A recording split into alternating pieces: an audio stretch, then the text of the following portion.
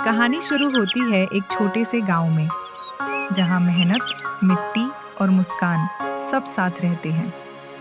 और वहीं रहता था एक भोला किसान, रामू। वाह रे धरती माँ, आज तो फसल खूब बढ़िया लग रही है। पास ही झाड़ियों के पीछे से झांकती है फूली लोमड़ी। ये किसान तो बड़ा खुश दिख रहा है। थोड़ा मजा किया जाए। रामू पानी पीने के लिए झुकता है, तभी पीछे से आवाज आती है, किसान भैया, जरा मदद करोगे? रामू चौंक कर पीछे देखता है। लोमड़ी हाँफ रही है, पैर में पट्टी बंधी है। अरे बाप रे, तू घायल है क्या? हाँ भैया, पैर में कांटा चुभ गया, मैं तो चल भी नहीं पा रही।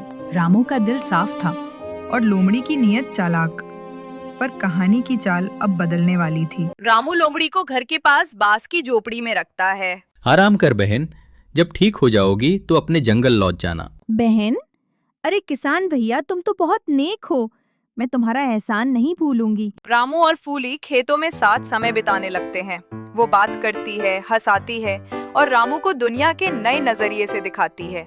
धीरे धीरे दोनों की दोस्ती गहरी होने लगी, पर हर मुस्कान के पीछे एक राज छिपा था। रात का समय था, चांदनी खेतों पर फैल रही थी। लोमड़ी चुपचाप उठती है।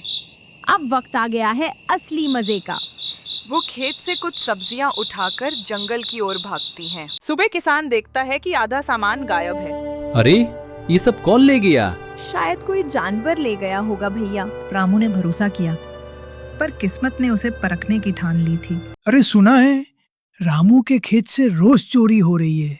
कहीं वो लोमड़ी तो नहीं जो उसके साथ रहती है? रामू शर्मिंदा महसूस करता है, लेकिन फिर भी फूली का साथ नहीं छोड़ता। लोग चाहे जो कहें, फूली मेरा भरोसा नहीं तोड़ेगी। एक रात रामू खेत के पास छिप जाता है।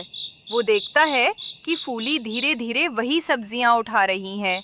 उसकी आंखों में दर्द और निराशा दिखाई दी। तो ये थी तेरी सच्चाई। फूली डर जाती है, पर तुरंत मुस्कुरा देती है। भैया, मैं मजबूर थी, जंगल में मेरे बच्चे भूखे हैं। कभी कभी धोखा भी मजबूरी में छिपा होता है और सच्चाई दर्द में। रामू खेत में बैठकर सोचता है। अगर मेरे बच्चे भूखे होते तो शायद मैं भी वही करता। वो उठता है और जंगल की तरफ जाता है, फूली के बच्चों के लिए खाना लेकर। तुम मुझे माफ कर रहे हो? गलती नहीं, मजबूरी थी तुम्हारी। अब हम मिलकर खेती करेंगे, इंसान और जानवर दोनों का पेट भरने को। कभी दुश्मन, कभी साथी, कभी चालाक, कभी मददगार। यही तो जिंदगी का रंग है। भैया, अब चोरी नहीं, केवल मेहनत। और मेहनत का फल मीठा होता है। गांव वाले फूली और रामू को साथ देखकर चौंक जाते हैं।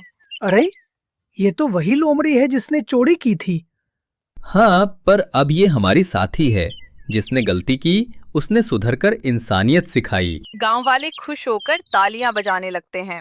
कभी कभी अच्छाई वही सिखाती है जो गलती करके सुधरती है। सूरज ढल रहा था। खेत में रामू और फूली एक पेड़ के नीचे बैठते हैं। भैया, अगर उस दिन तुम मुझे माफ ना करते तो शायद मैं हमेशा गलत राह पर रहती।